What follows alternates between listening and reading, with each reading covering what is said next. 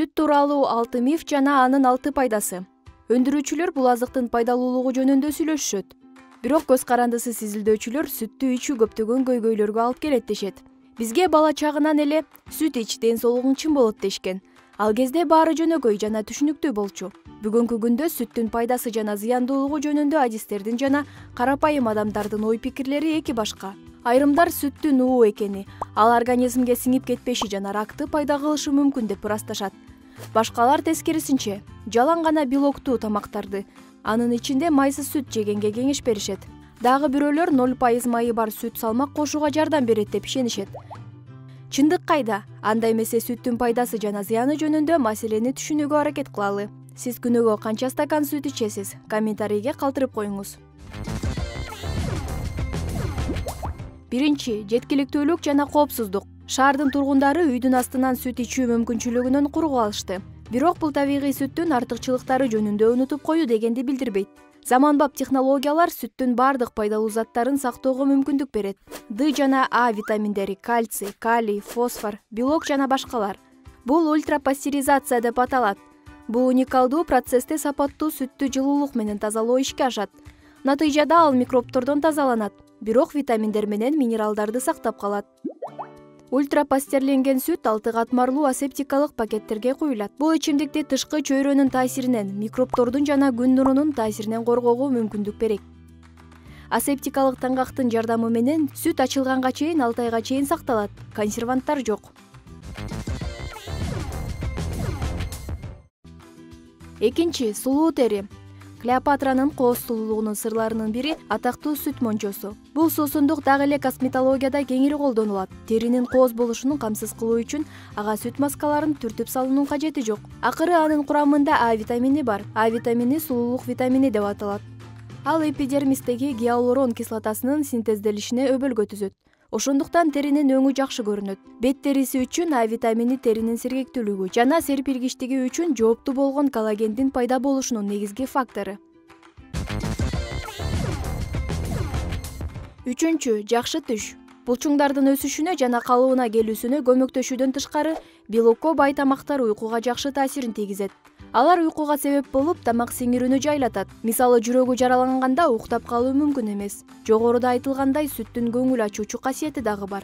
Сүттүн курамында аминокислоталар триптофан жана фенилаланин бар. Алар седативдик таасирге ээ жана нервти тынчтандырат. Уктай албай калганда 1 стакан жылуу сүт менен бал ичип көрүңүз. Морфей падышалыгында жүргөнүңүздү байкабай каласыз. Төртүнчү, булчуңдардын өсүшү. Сүттө белок көп. Сүт протеини 80% казеинден жана 20% сары май протеининен турат жана экөөнүн тең пайдалуу касиеттери бар. Протеин булчуңдардын негизги курулуш материалы. Спортчулардын көпчүлүгү машыгуудан кийин аны ичишет. Физикалык иш-аракеттер учурунда булчуң кыртышындагы белок бузулат. Аны калыбына келтирүү үчүн толуктоо керек. Бешинчи, күчтүү иммунитет. Кальцийдин туура сиңиши үчүн организмге Д витамини керек. Ал ашказан клеткалары тарабынан кальцийдин сиңүүсүн 30 жана 40% жогорулатат жана бөйрөктөргө аны сиңирүүгө жардам берет. Бирок Д витамининин пайдалуу функциялары ушуну менен эле бүтпөйт. Ал белгилүү бир гормондордун жана клеткалардын синтезине катышат. Ошентип, Д витамини моноциттерди, иммундук системаны чындаган клеткаларды өндүрүүчү жилик чучугуна таасир этет. Д витамини алуунун эң оңой жолу күнгө батуу. Дене ультра кызгылт нурлануунун таасири астында аны синтездейт. Бирок биздин өлкөнүн көпчүлүгүндө кыш мезгилинде жана мезгилден тышкары күндүн активдүүлүгү ушунчалык кичинекей болгондуктан организмде Д витамини пайда болбойт.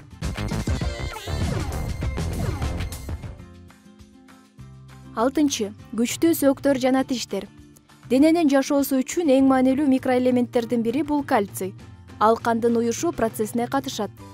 Булчуңдардын жыйрылышына таасир этет жана гормондордун жана нейротрансмиттерлердин секрециясын жөнгө салат. Бирок анын негизги миссиясы сөөктөр менен тиштердин саламаттыгы. Сүт кальцийге бай. 100 миллиде бул минералдын 120 миллиграммы бар. Бул суусундукта кальций адам үчүн эң сиңирүүчү формада болот. Күнүнө 2 стакан сүт кальцийдин күндөлүк керектөөсүнүн дээрлик жарымын түзөт. Ошондуктан балдарга жана өспүрүмдөргө сүт сунушталат. Скелет жигерди өсүп жатат, сөөк тканьдары тез жаңыланат. Сизге көп кальций керек. Чоңойгондо сүттү үзгүлтүксүз керектөө остеопороз коркунучун төмөндөтөт.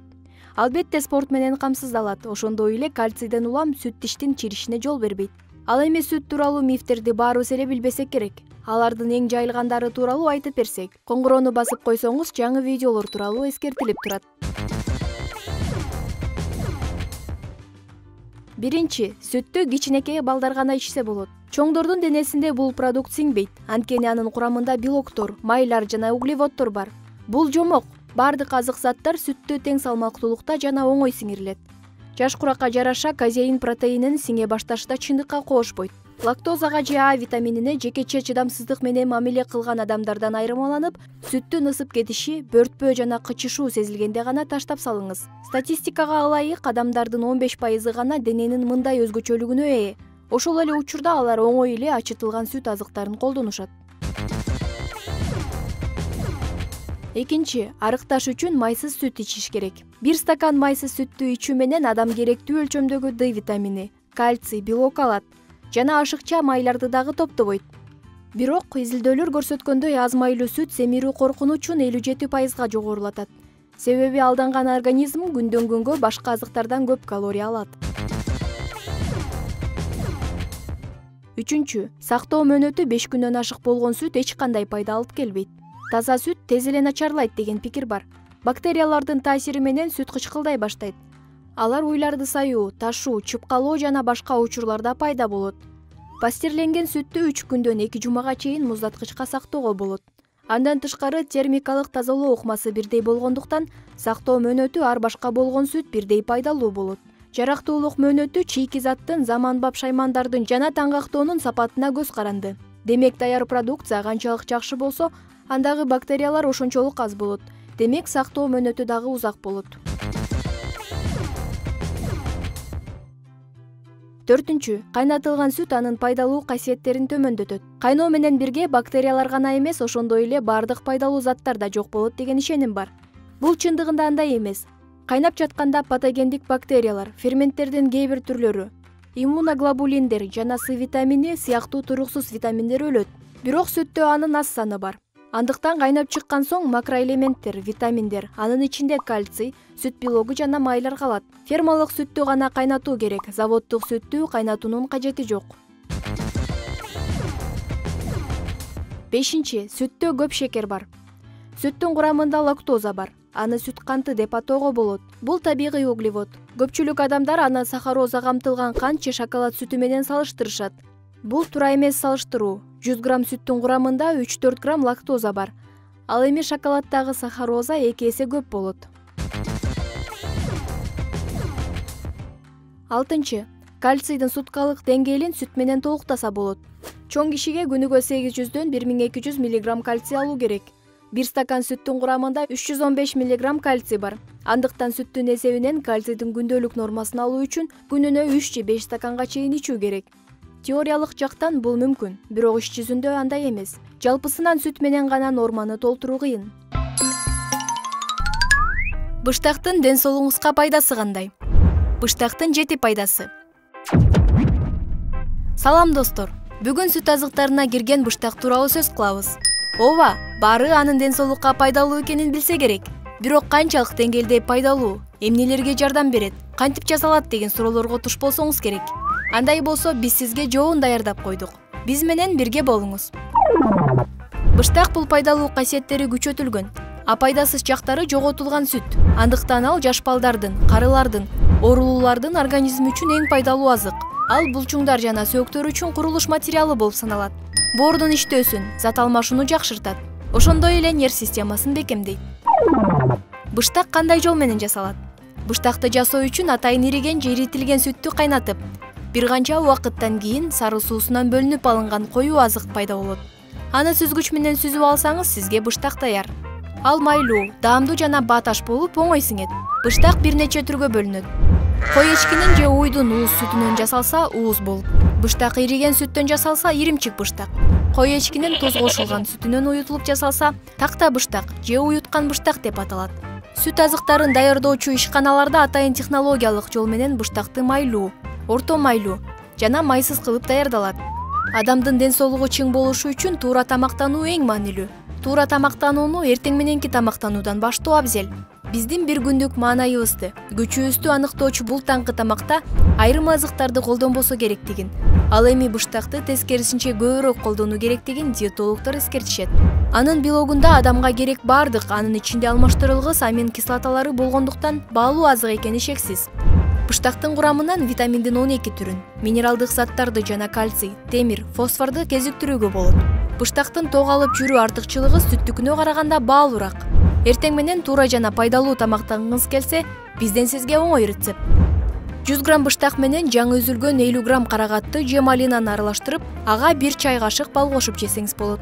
Эгер карагат же малина болбосо, анда тамак ашка кошчу аш көктөрдөн майдалап туурап, балдын ордуна каймак аралаштырып, нандын бетине сүйкөп жеген пайдалуу. Адамдын ден соолугу бекем жана иммунитети күчтүү болушу үчүн адистердин эсеби боюнча ар бир адам 1 жылдын ичинде 10 кг быштак жеп турусу керек. Энергетикалык баалуулугу 100 грамм быштакта 90дон 230га чейинки килокалория бар. Быштак А, Е, Р, В2, В6, В12 витаминдерине, кальций туздарына, темир, натрий, магний, фтор, цинк, фосфорго бай.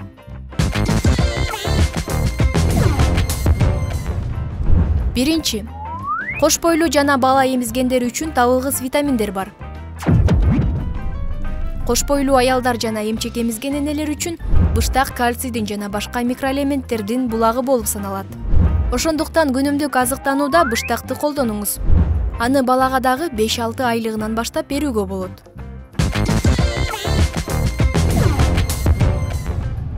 Экинчи, уйкусуздуктан арылтат. Быштактын курамындагы триптофан аминокислотасы уйкуңузду жакшыртат жана стресс, депрессияга түшүүнү алдын алат.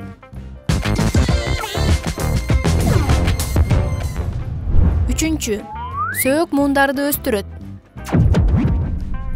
Мында быштактын курамында белоктордун көп болушуна жана углеводдун аздыгына байланыштуу өсүү гормонунун деңгээлин жогорулатат. Ошону менен катар курамындагы кальций сөөктөрдүн бекем жана булчуңдун тез өсүшүнө жардам берет.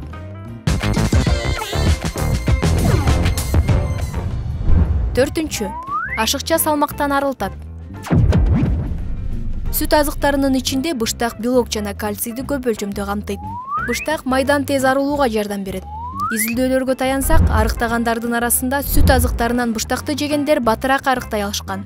Мындан тышкары быштактын курамында майларды күйгүзүүгө жана булчуңдарды өстүрүүгө активдүү катышкан аминокислоталык лейцин бар.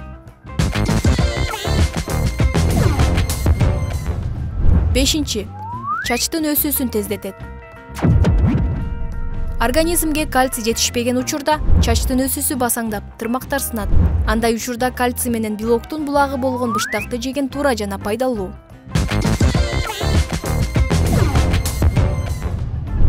Алтынчы, быштак сулуулукта. Териңиздин табигый сулуулугун сактоодо быштактан маскаларды жасаңыз.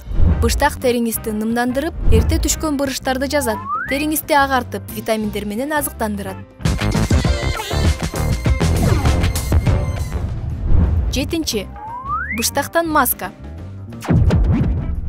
Өлгөн клеткаларды алып салуу үчүн 1 же 2 аш кашык жаңы быштакты алып, бетиңиздин терисине сүйкөп коюңуз. Мындай маска терини тазалайт жана азыктандырат. Бул терини кемчиликсиз тазалап, безеткиден арылууга жардам берет. Быштак менен лимондон маска. 4 аш кашык быштак, 1 аш кашык бал жана 1 аш кашык лимон ширесин алыңыз. Аларды жакшылап аралаштырып, бетиңизге колдонуңуз.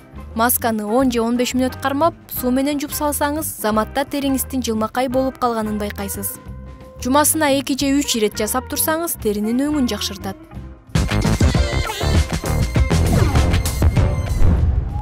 Быштакты туура сактоо.